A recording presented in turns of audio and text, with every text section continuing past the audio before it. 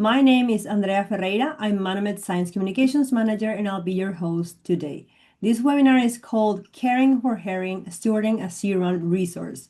And I won't be talking about that. We have our own specialist who will be presenting. But before we get into that, I want to ask you for a couple of things. First of all, to go in the chat and let us know from where you're zooming in from today. I'm in Paraguay, South America. That's why you might hear a different accent today. And Anne is really up north, really far away from me. So this is very international. And lastly, please put your questions in the Q&A box that you also have in the Zoom menu below. You can put them in Spanish or English, as I'll do my best to translate them, and we will answer them at the end of this webinar. So back to our great presenter. We have Anne Zegers, who is our Sea-Run Fisheries Monitoring Coordinator. She's based in East Machias, Maine, as I said, really far from me, and she works with a diverse array of partners to track the abundance of sea-run river herring across the region and monitoring the shifting environmental conditions that impact them. So everything is impacted, not only fish, like the birds that eat the fish, people that eat other fish that eat river herring, and she will be telling us about all of that. I'm seeing we have people from Alaska, from Cape Cod, from Paraguay, from everywhere in the world. So that's very exciting. And that'll be all for me right now. So I can leave this virtual floor to Anne. You're free to begin this amazing talk. Thank you, Anne. All right, thank you so much, Andrea. Yes, hello. As Andrea said, my name is Anne Zegers, and I am Manomet's Sea Run Fisheries Monitoring Coordinator. I've been with Manomet since about 2024, and as part of my job, I am also one of the coordinators of the Gulf of Maine River Herring Network. My colleague Emily Farr gave a previous small set presentation way back in 2024 on the River Herring Network. And I would encourage you all, if you have questions, to go back and watch that presentation to get kind of a better idea of the work that the network does. For today, all that you really are going to need to know is that there are many groups and people who are interested in river herring stewardship. And that's all the way from state and federal agencies, tribal and municipal governments, researchers, fishermen, conservation organizations, and individuals. And each of these people is going to have a different reason for why they are particularly interested in river herring. So we're going to put a pin in that idea, and we are going to come back to that later in the presentation. First, a little bit about Manomet Fisheries. Manomet, as probably most of you are aware, is a conservation nonprofit organization that is headquartered in Plymouth, Massachusetts. But as part of Manomet's mission to strengthen coastal ecosystems and working lands and seas, Manomet has a fisheries program. So my fisheries colleagues are mostly based up here in Brunswick, Maine. And then I am way up here in East Machias, which is pretty close to the border with the Canadian province of New Brunswick. And the work that we at the fisheries program do is mostly in this area, in the Gulf of Maine. This is where we study coastal ecosystems, aquaculture, emerging and climate resilient fisheries. But my particular work takes me a tiny bit further inland than my colleagues because my area of focus is river herring. So I'm just going to quickly unshare my screen. So what is a river herring? So these guys, these are river herring. River herring are two different species, alewives and blueback herring. Alewives tend to be a little bit larger. They run a little bit earlier in the year and they spawn in lakes and ponds. Blueback herring are a tiny bit smaller. They migrate a little bit later in the year, and they're going to spawn in rivers and streams. These fish are very closely related. They actually will hybridize, and their ranges overlap from the Canadian Maritimes in the north down to the northern part of Florida. Both species are diadromous, or sea-run, which means that the adults are going to spend most of their year in the ocean. And then in the spring and early summer, these guys will migrate into the fresh water to spawn.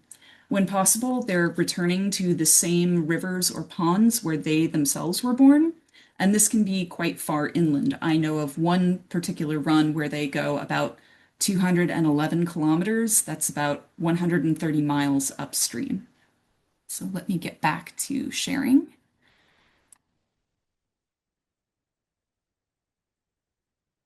There we go.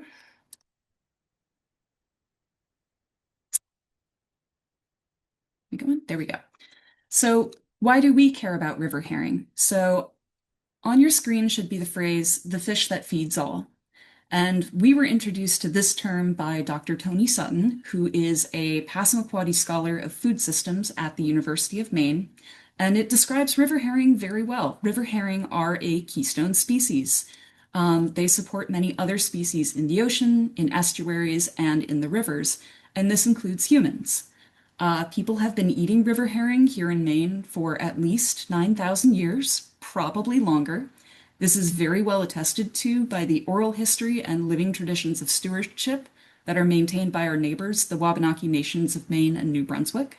And it's backed up by the archaeological record and by reports from the agents of European powers, like Samuel de Champlain, who witnessed a river herring harvest here in Maine in 1604. Migrating river herring provide this large, reliable pulse of protein and fat right at the beginning of the summer, which is before many other foods are available.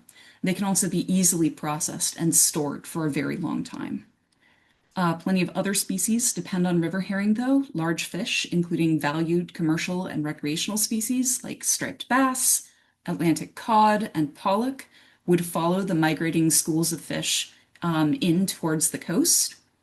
Juvenile Atlantic salmon, which are an endangered species here in Maine, are migrating to the ocean at the same time that river herring are coming into the rivers, and the herring kind of provide this camouflaging screen that protects them from hungry birds.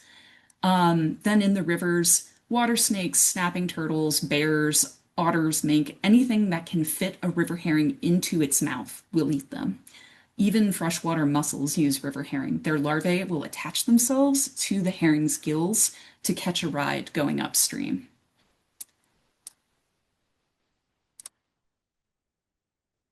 So the same properties that make river herring important to the Wabanaki peoples also made them a valuable commercial species from the colonial period into the 20th century.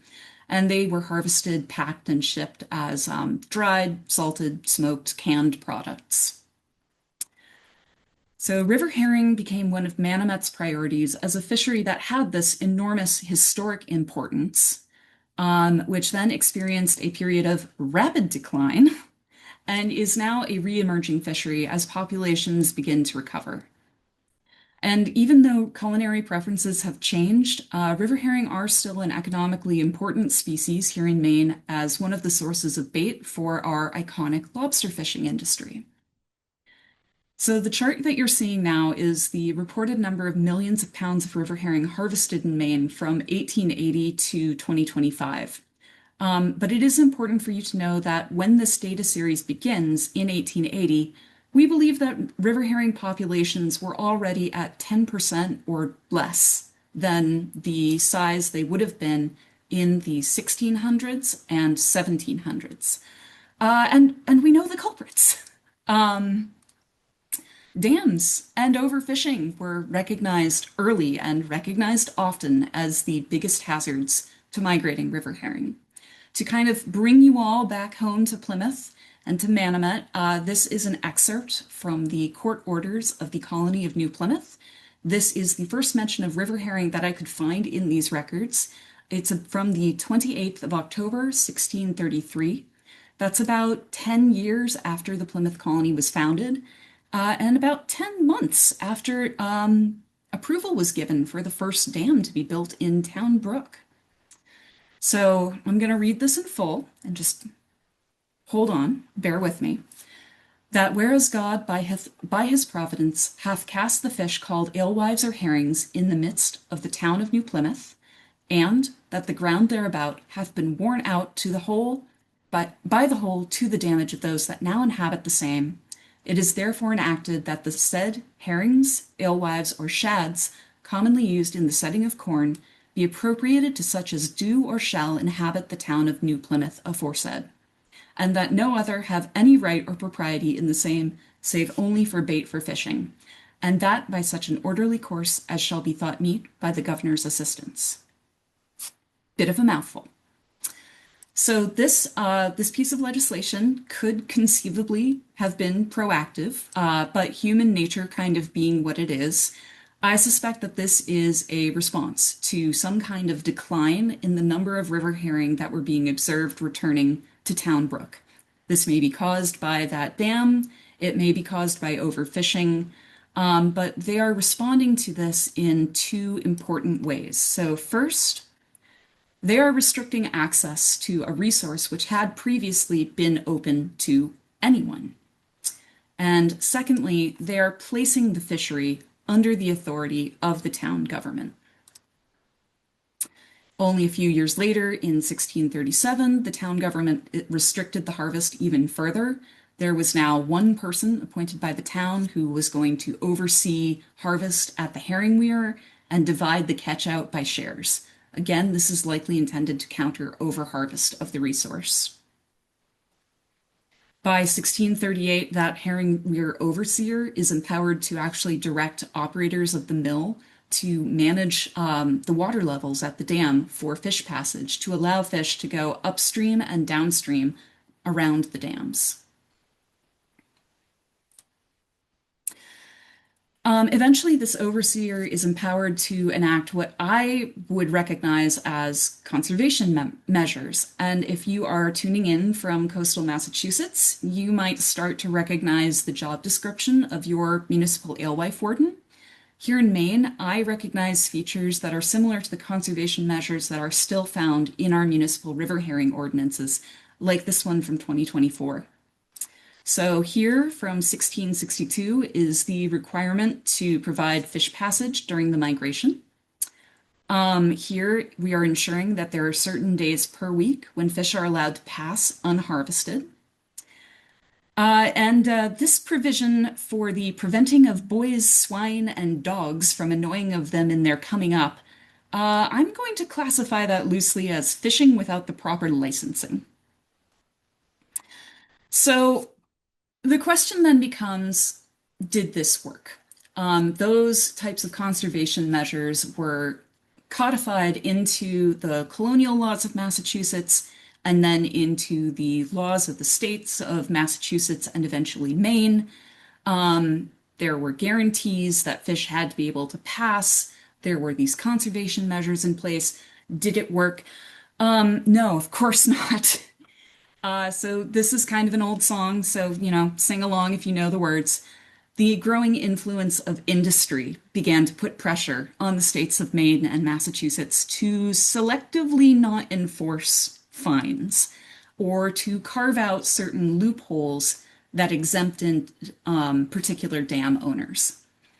So, for example, the city of Ellsworth, Maine, there was actually a political lobby to destroy the river herring in the Union River in order to allow dams to be built, including a petition from 1824 that argued that the fisheries are a fruitful source of idleness and have a powerful effect in deteriorating the morals of the people, and, like all uncertain modes of gain, produce loose and intemperate habits.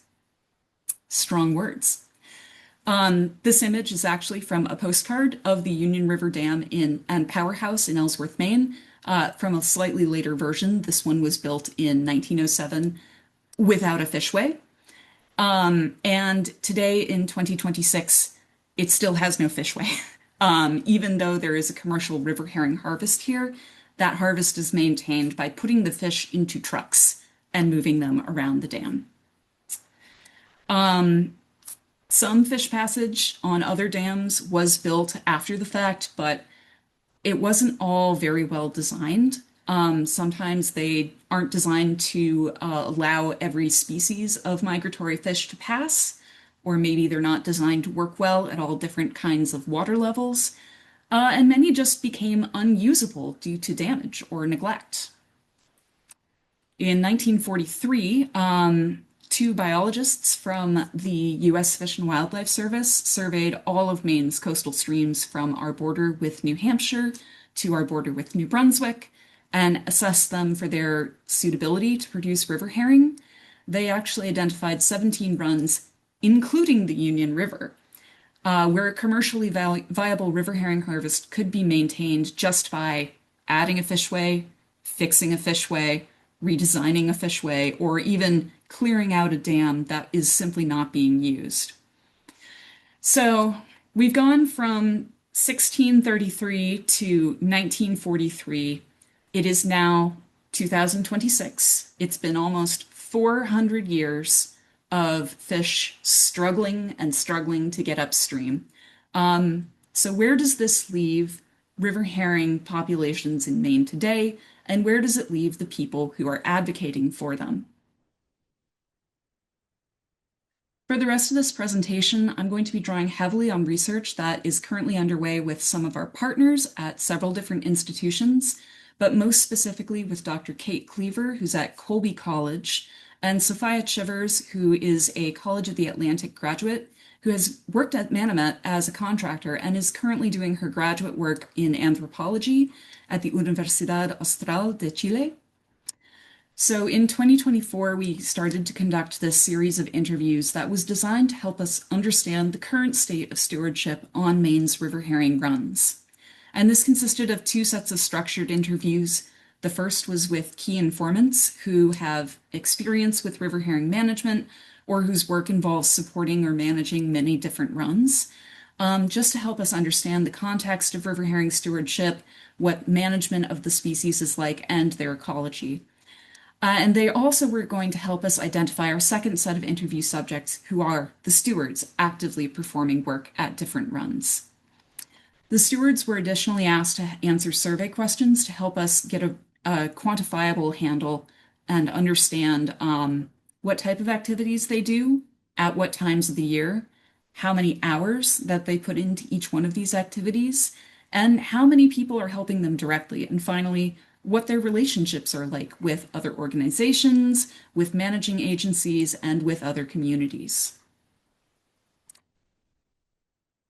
So these four photos represent some of the activities that stewards reported to us: counting fish, fish passage maintenance, volunteer wrangling, and overseeing fish passage improvements. However, one thing that became apparent as we reviewed our interview data was that not all of these activities gets the same level of acknowledgement. So fish counts and other types of biological monitoring, like scale sampling or monitoring juvenile river herring migrations, these make up the data sets, the population data sets that the Maine Department of Marine Resources and the Atlantic States Marine Fisheries Commission use to develop their coastwide management plans for river herring.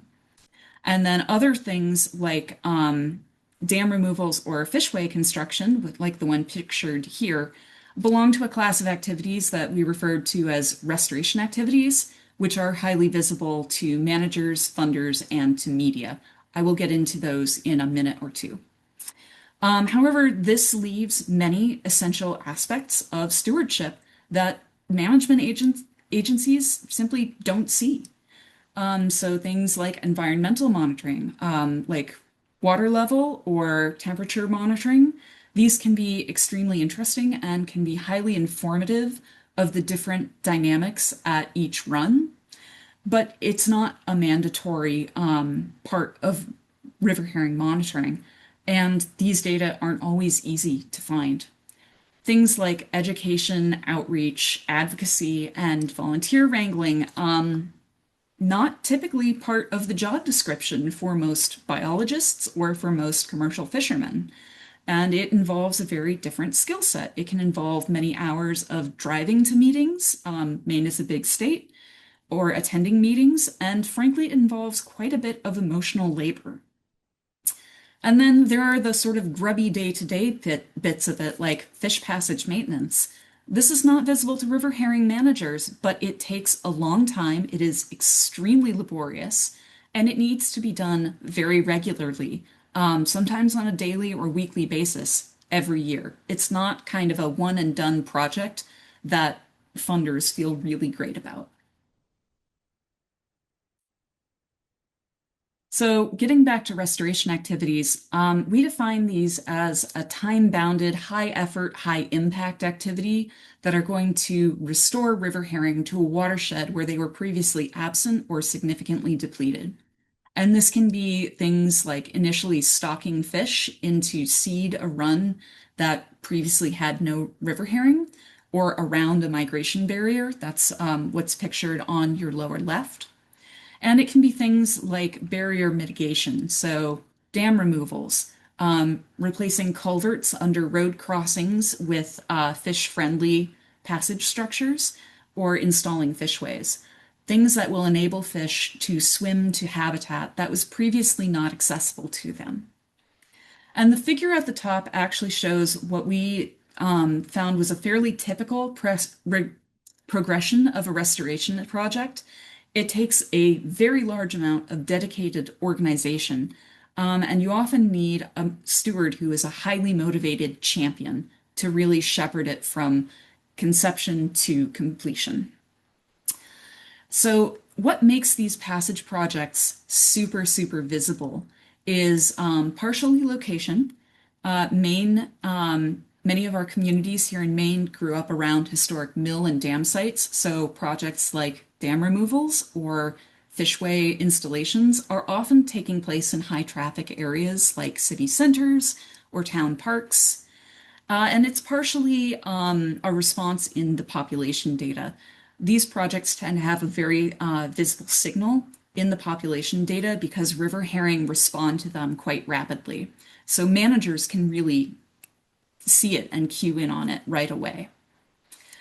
They're also really visible to funders partially because they're very visible to the general public, and partially because being time bounded, it's really easy to take kind of glossy before and after photos of them, which make them super good to put in your end of the year review and very, very attractive to media, to local journalists and and members of the public. The other thing that came out in our data was that river herring stewardship is often not the primary occupation of the steward. It's kind of this weird part-time, full-time job. The labor is often uncompensated. Volunteers made up 20% of our surveyed stewards. An additional 8% were members of municipal fish committees, which is often also an unpaid position. And then about a third of our stewards were employees of conservation organizations, and they reported that they were oftentimes supported by a very large team of volunteers. Compensation for harvesters varies a lot depending on the structure of their agreement with their host municipality. But at this time, the Department of Marine Resources requires at least 10 years of biological monitoring to ensure that a run is meeting sustainability thresholds before harvest can begin. So before a harvester can expect to get any kind of compensation.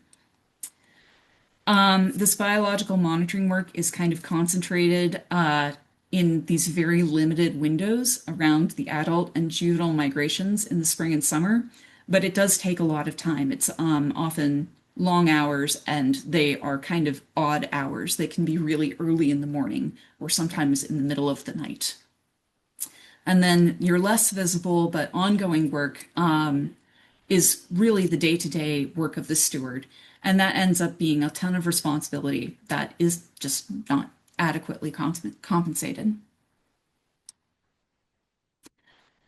We also identified a number of barriers that our respondents reported encountering. In our current phase of the project, we are looking at the differences and how various runs organize stewardship. And we're trying to determine whether certain models of stewardship have characteristics that make them either particularly vulnerable or resistant to these barriers. And we are currently in the process of submitting our first manuscript on the work that is visible and invisible. And we are now recoding our interview data to focus on stewardship models and typologies. So I want to leave you with a happy graph, a very happy graph.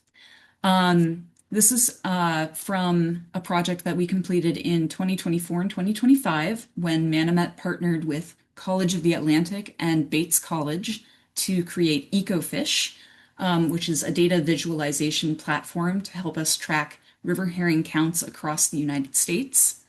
So what you're seeing here are the combined run counts for 32 rivers in the state of Maine from 1970 to 2025. And these are just the reported counts. Most of the harvested runs are not represented for the total time series, so I guarantee you that there are more fish returning to Maine than are reported here. There are also those runs that simply aren't stewarded at all, and we have no idea how many fish there are or could be if someone stepped in to fill that role.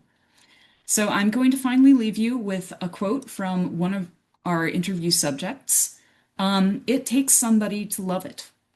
And if you're interested in being somebody, I would recommend that you reach out, find a river herring run in your area. If you are anywhere on the United States Eastern Seaboard, I can almost guarantee you that there is one.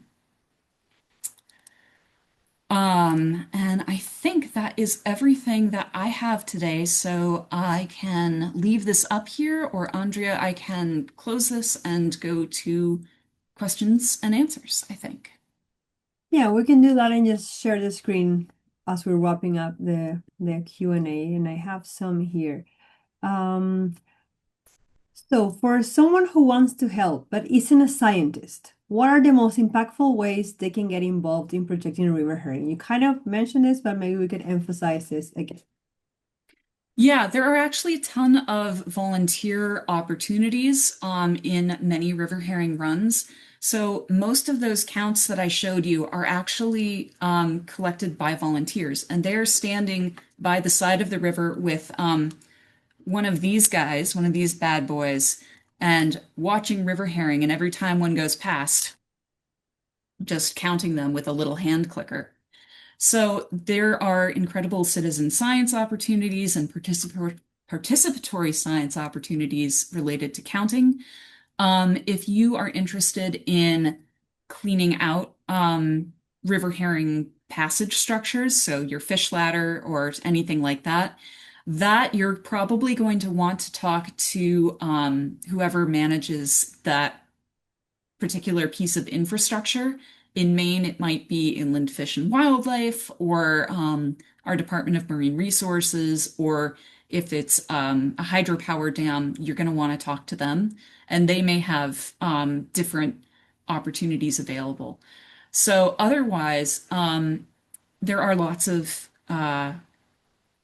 kind of community events that you can go to. You can advocate for river herring. You can watch for things like osprey or herons that are eating river herring, and you can bring those other species to the front of the conversation and say, it's not just about this, this one little fish. It's about this whole food web that is supporting. Yeah, just to chime in with my question, this is something that I was asking Anne about last week when we were preparing for this. Because I just witnessed, I was helping out in just checking osprey nest a few weeks ago, and we were seeing how there were not many chicks, like they were dying, and it might be related to food, and you were explaining me that it could be related because they need the fish to feed their Yep, babies. yep, absolutely. So I have another question. Do you use sonar to locate and count fish underwater? I don't personally, but that is a technology that is being explored by other members of the River Herring Network. So there is a dam removal going on right now as we speak. The bulldozers are rolling at the Narraguagus River in Cherryfield, Maine. And that was previously, there was a fish trap there that was used for fish counting.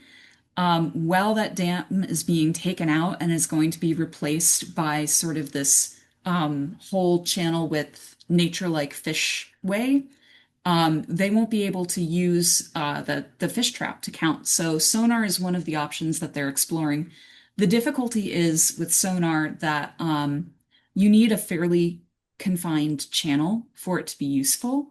This is also the problem with AI powered cameras or any kind of camera really is that the wider your river is, the less useful your technology is going to be. So counting is picking your count site is really important for different technologies. So again, putting emphasis on human intelligence and people being there in the field with their clickers doing that. Could you unshare your screen so we can see you Absolutely. bigger? Because Maybe. there are some questions about the fish species too. So let me go. I'm trying to choose which one do we answer first. This one's from the chat. In Maine, are herring pretty much done running after mid-May? That's one. And then in Massachusetts, we think of herring as critical to make osprey eggs, but later arriving fish being critical for raising the chicks. Yes, yeah. So those both get into river herring timing. Um, River herring runs differ in when they start going along the coast. So in the southern part of their range, they start really early. So down in South Carolina, we started getting reports that they were back in February. And in Maine, it sort of moves in a wave up the eastern seaboard. And it's true that by the time that river herring are done running, which in Maine can go into mid-June, in some of the larger runs, they'll still be straggling in one or two at a time in July. And by that time, mostly the ospreys chicks are being fed on other fish species.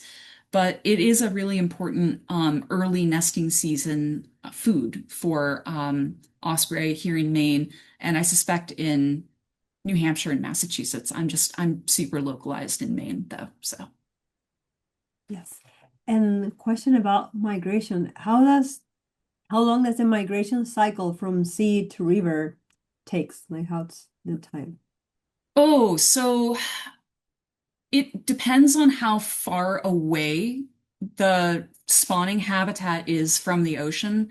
The run that I mentioned, where they have to go 211 kilometers, that takes a significant amount of time for them to get that far because they're going up the Penobscot, which is Maine's largest river. They're bypassing several dams with fish ladders. They're going up rapids and through different tributaries. So it depends. It takes a long time there, but then something like Soames Pond, which is on Mount Desert Island near Acadia National Park, that water body is only a few hundred meters away from the head of tide. So it doesn't take very long there. Once the river herring are in the river, they kind of mill back and forth. They don't usually just kind of go straight there to the spawning habitat. Sometimes they'll kind of cycle in and through a couple of times. So, probably on average, I would say a week, but it's going to be very different for each run. And then they can spend a few days or a couple of weeks in the spawning habitat, spawning, and then they will head back down to the ocean. They usually come back at age 3 or 4, I believe is the average. And again, the age that they return as adults depends very significantly on each run. So it varies between different rivers and between different states. I believe the South Carolina fish tend to be a little bit younger. We're getting more questions, so this is getting more and more. I mean, I think as we're answering, people are getting more. Yeah, coming up So, with more. okay. So, do you collaborate with indigenous communities in the region, and does that reflect in the community type or monitoring that you do? So some of my closest partners, both geographically and in terms of the work that the runs that I personally get out to, are the fisheries department at Sibayak, which is one of the Passamaquoddy communities here in Maine. They are very interested in river herring as a traditional food source, as I mentioned, and as food security. I don't know if that's the right term. Um, Maine's particular structure of tribal access to fisheries is quite different than most other states in the United States. And some, including me, would probably say it's worse. So the tribes in Maine, and this is a huge, whole, complicated um, bag of nonsense, they're sort of treated as the same as towns are. So there is not really a guarantee for them to access fishing anywhere except in their reserved lands. So in the case of Sabayak, which are my partners, they are involved in monitoring at runs in other towns, but the reservation at Zebayak does not have a river herring run. So they have been excluded from this resource, but they are very interested in ecologically the importance of river herring to the whole ecosystem that supports them. And yeah, Things to improve as we go, keep yeah. working on it. So, more questions. Have you witnessed any especially memorable river herring run? I'm sure you have many, like something in particular. So my home river is called the Machias River. And it's not one that is very heavily monitored. It's not one of our great river herring producing runs because it has a lot of rapids. The name Machias actually refers to the many large rapids on it. And at head of tide, there is about a 40-foot drop over big rapids, but we have river herring that go up it. And a couple of weeks ago, I was at not the first, not the second, but the third set of big rapids upstream. And I was finding scales and fins from birds that had been snacking on river herring. So they're really remarkably agile and they can bypass these natural barriers quite well, even things that you might think there's no way a fish could get up that. And it's just it's kind of trite and cliched to say that they're all special, but I would highly encourage you to, if you can, find a run while the migration is happening and just watch as hundreds or thousands of fish are moving and just trying to go upstream against the current. It's really quite remarkable. I can imagine. I've seen the place where you do the River Herring Festival at least, but hopefully next Yes. we can experience Yes. that. We have another question more on the education aspect is, are there any participatory science projects geared towards students and teachers that you can share with us? So that is an ongoing question for the River Herring Network. Some things don't work out well timing wise. Most of the river herring runs here in Maine are going to be running right at the end of the school year, maybe even after the school year. So that doesn't work out well timing wise. I suspect that in other states, when river herring run a little earlier, there might be better opportunities there. Other things that would be really useful for school groups to get involved in are things like temperature monitoring. So you can have something like a temperature logger, or even you could design a classroom activity where you go to your local river with a thermometer every day at the same time and take the temperature and note how much water is in the river, if it's really dry, or if it's flooding. So things like that, that environmental data collection can be really useful. And it's a very spotty time series and very spotty geographically also. So we don't have good coverage of temperature or water flow is in as many runs as we would like. So that could be a But good there, yeah, opportunity. but there are folks at the River Herring Network right now who are developing educational curriculums that teachers can use to devise lesson plans and design them. And then the Maine Department of Marine Resources for the past couple of years has sponsored field trips to different river herring or just fishways and dams with a Maine DMR biologist and some interpretation. So that's a really nice thing that they do. And I think this can also tie in with that one. You kind of mentioned about good to go back. How do you find a run to observe? Is there somewhere we can go for a map? Maybe like the Gulf of Maine River Herring Network. Where can people find that? Yeah, so I can go if I can just throw it back up on my screen briefly.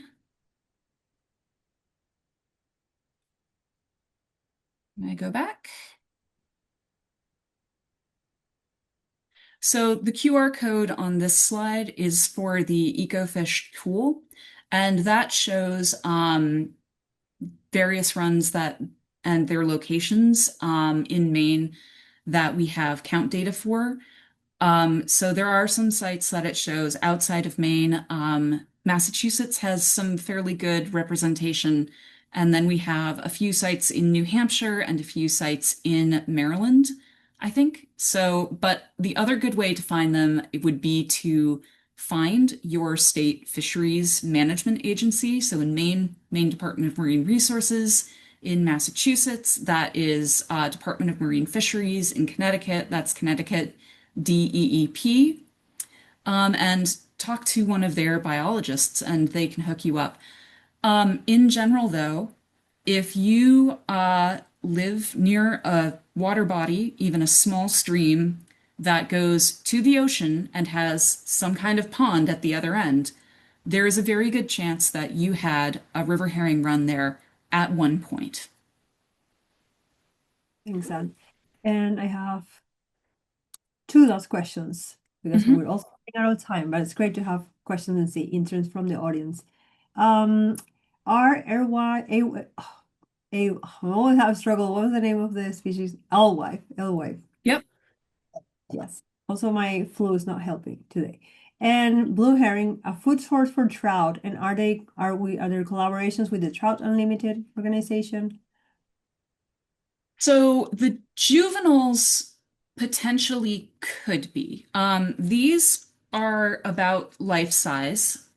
So I would love to see the trout that would happily take on one of these bad boys. That would be a pretty good sized fish. The juveniles that are in, and usually it's going to be juvenile alewives that are in the lakes, especially if they get stuck in the lakes over the winter, which can happen if water levels fall too low due to drought or damage to the fishway. They can be food for trout, lake trout, especially during the winter.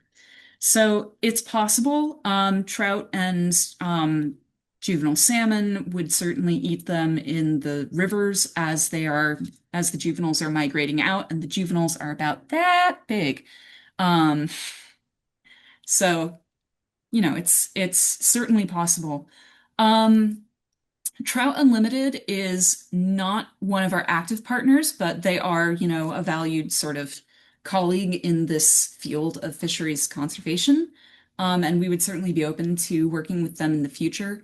And then things like the Sea Run Brook Trout Coalition, we would also, of course, be interested in working with them. Okay, one last question to wrap this up that I have. It's about the river herring festivals. Have you seen any Yes. difference in people attendance? How can we get raise more awareness about river herring? What would you suggest for the next ones next year? Oh my goodness. So I'm not the best person to ask about this because while I'm always willing to go and talk about fish with my beautiful laminated fish at a river herring festival, I'm not involved in planning them. So I don't want to, swan in here with my highfalutin ideas. But advertise well in advance. And I don't know. People really enjoy activities, so things like river herring themed games, that's always great. And just get people as close to the fish as you can. If you can put fish into people's hands, that's fantastic. That is, every little kid has this kind of magnetic attraction to water. So, getting them wet and in the river and holding a fish, there's nothing that beats that.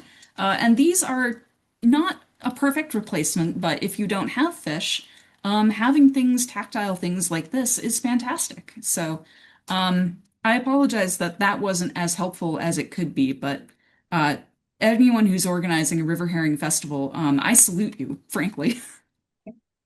No, I think it is because it's inspiring just that part that you're talking about, because we haven't mentioned that getting kids close to the water and getting them as that young to be involved in this, and hopefully they can continue to see this sea run Yes. Yeah, you have product. to know something to love it. So getting people to get their hands on. And I did see one question pop up about fish handling. Be gentle, keep them cold, keep them oxygenated. Don't drop them. Don't throw them around. But they're pretty tough. So just, handle a little bit gently, but put them back if you have to.